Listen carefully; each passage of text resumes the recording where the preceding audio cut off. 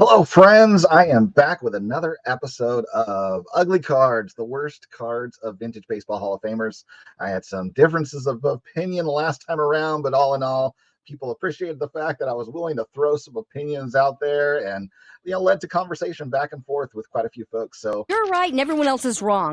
with that, let's get this thing started. Time for the party to begin! Hello, friends. I am John, and I am the 3D 80s kid.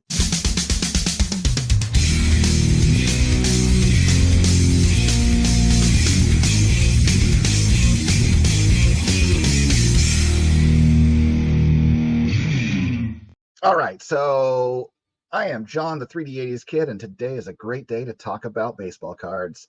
And the topic again is worst cards of vintage baseball Hall of Famers. Just pause on this a moment. This is just one person's opinion. You are entitled to yours. I'm entitled to mine. Well, opinions are like assholes, Your Honor. Everybody's got one. Cut it out. We might disagree, or you might be right and you might agree with me. So That seems like an unfair phrasing. but it's all for fun. If you own any of these cards, you love the cards, I am happy for you. I'm not crapping on that. It's just cards I don't want. So if you want them, great. All the better for you, because you're not competing against me to buy them. So there you go. Plus, that's just a fringe benefit. But let's get this presentation up and get this rolling here. So there we go. I'm back on screen. All right. So a few of these, I will warn you, are repeated items from a previous video I did of iconic cards that I dislike, which if you've seen that, you're going to see a few repeats here. But, well, let's get this going. So up first is a guy with very limited card selection, at least on the mainstream front, or really anything. So there wasn't a lot to choose from, but here's one of our first repeats, and that is going to be none other than Satchel Paige, here with his 49 leaf card and with his eyes closed. Don't close your eyes. Don't close your eyes. I just can't stand the fact that, a baseball card with their eyes closed is just unacceptable. How can that be the final choice for photos? Did they only take one picture and that was it? They didn't have budget to take more than one snap? I mean, seriously. So, all right, we got to move on from this one. Minnie Minoso, this one being the 62 Topps card, the blank hat, maybe they didn't have a shot of him with a Cardinal hat on, so they had to blank out his White Sox hat.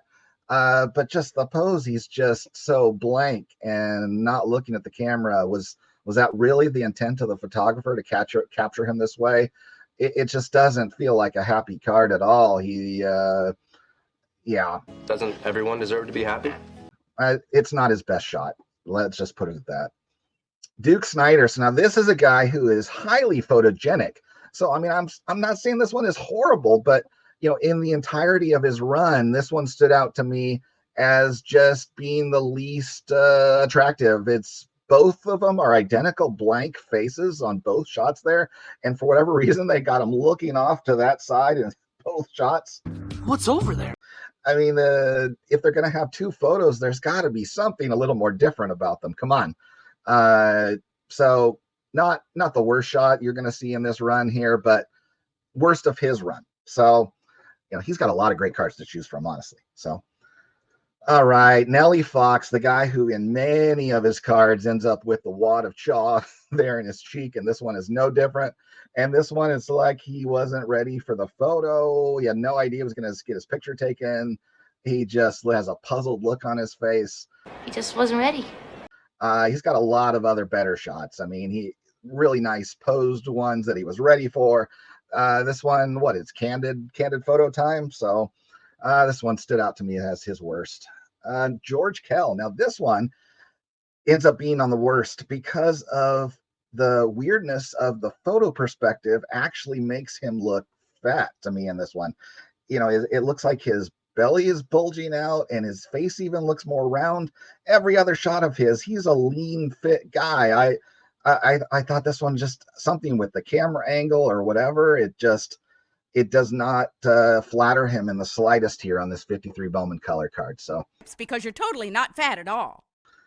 Up next, Warren Spahn. Now, this one is a classic.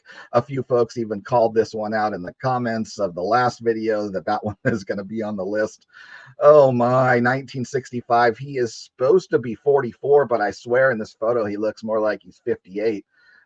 It has got the biggest, shiniest forehead, and oh man, he looks like such more an old man in this shot. Yeah. The massive forehead award right there for this picture of Warren Spahn in 1965. No one's ever seen anything like it. All right. Willie Mays. So no cards listed here because I actually own them. Although I'm actually in the process of selling quite a few of my Willie Mays cards because ultimately decided that I wanted to keep only things I love on my wall. And, the fact that there's a couple cards I'm going to show here right now from this run that, it's a good indicator that I don't think they're beautiful. So let me switch it up here to full screen and I will show you the cards. So for the longest time, I thought the worst card of his run was this 1961 card, where it, to me, just comes off more like a mugshot.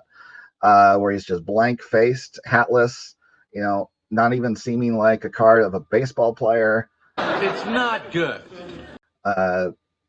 But over time, I think I've migrated to where I think the worst one is actually this one here, where he's got a horrible facial expression, not even looking at the camera. 64 tops here. I don't know which is worse. But either one, to me, worst cards of his run. And yeah, they're up for sale right now. So, all right, back to our presentation. There we go. And next slide is Hoyt Wilhelm. Once again, got the eyes closed starting from his 52 rookie card. Come on, open your eyes. Open. And honestly, this guy is either the photographers hated him or he hated the photographers. He has one of the worst run of cards of anyone in the post-war vintage history. Just not very many of any cards that are highly flattering of him. Only a couple out of his entire run, and he played over 20 years. Oh, you're right. You're not very photogenic at all.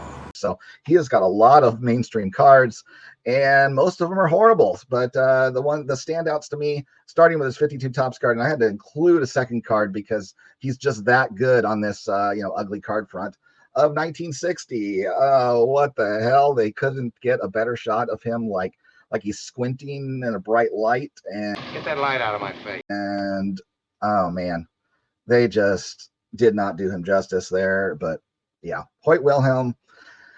King of ugly vintage cards. Hail to the king, baby.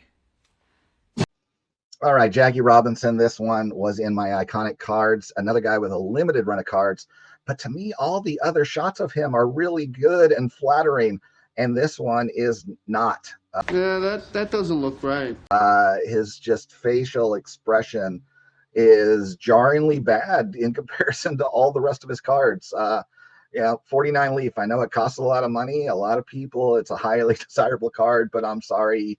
To me, it's his ugliest card, and it's not even close. So, next, Pee Wee Reese, another card that is, let's say, controversial. Hey, you trying to piss me off? Because it gets thrown out there so much by people saying it is the most beautiful card, I think contributes to the people who don't believe it, like disliking it even more strongly. And I feel like I'm in that camp. And one of the worst things to me is the lack of realism. Couldn't they have that guy underneath him in a more natural, like he had actually slid into the base pose? First of all, laying on his stomach like that, clearly just faked. And the jumping style is, he's doing a vertical jump as opposed to actually coming from shortstop and being a jump across the guy with his momentum taking him to first base. So it just pulls me out. It makes me feel like just this is all posed and staged and faked.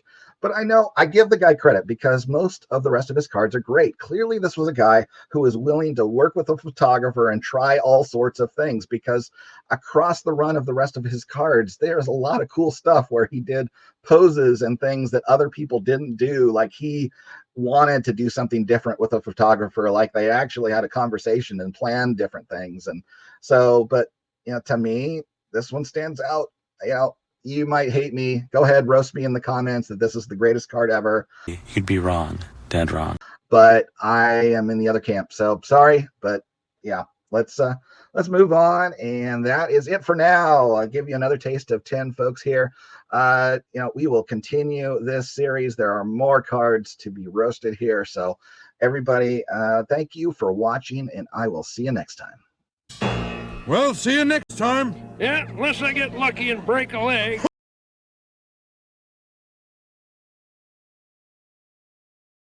All right, it's time for a visual palette cleanser with some of the cards I have chosen for my own collection.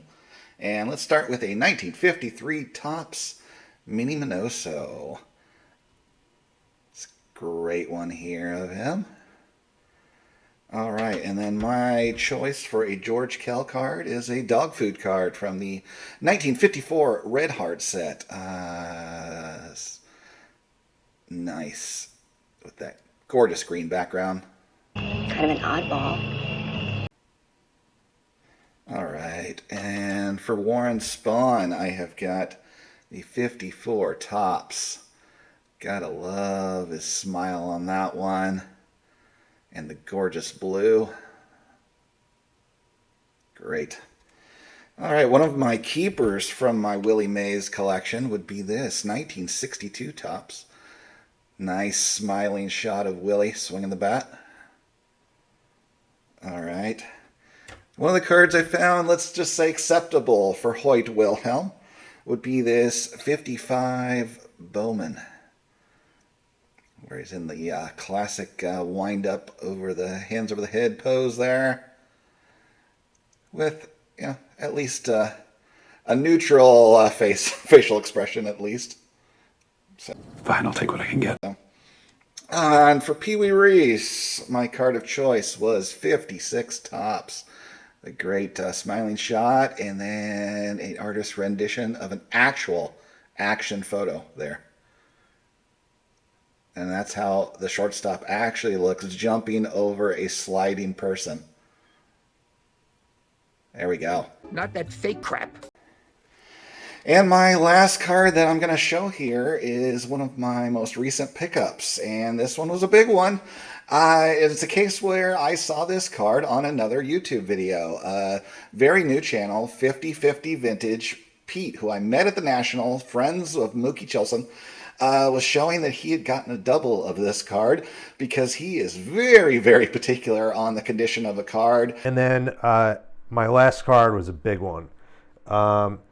This was my 53 top satchel page in an SGC3. Really nice card. Got a pretty good deal on it at the time. And centering's pretty good, but I'm a bit of a perfectionist and a bit of a centering snob, so I've been looking to upgrade this for a while now. It was one of the cards I was looking for at the National. Just didn't see a copy I was, just thrilled with. So I've been looking around, and the grade on this is probably mainly due to the stain. Otherwise, it seems like a higher grade than a 3. Anyway, but the centering always just kind of bothered me.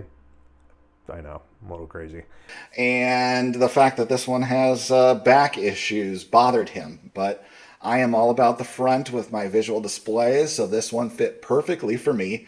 And coincidentally, the asking price he had was the exact match of what I thought I would have to spend on one that is beautiful in the front and fits the bill as far as visual appeal on this card.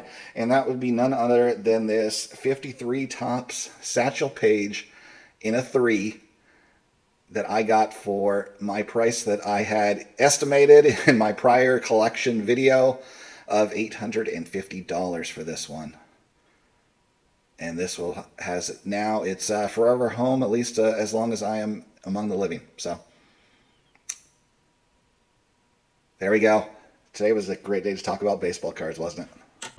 Hell yeah!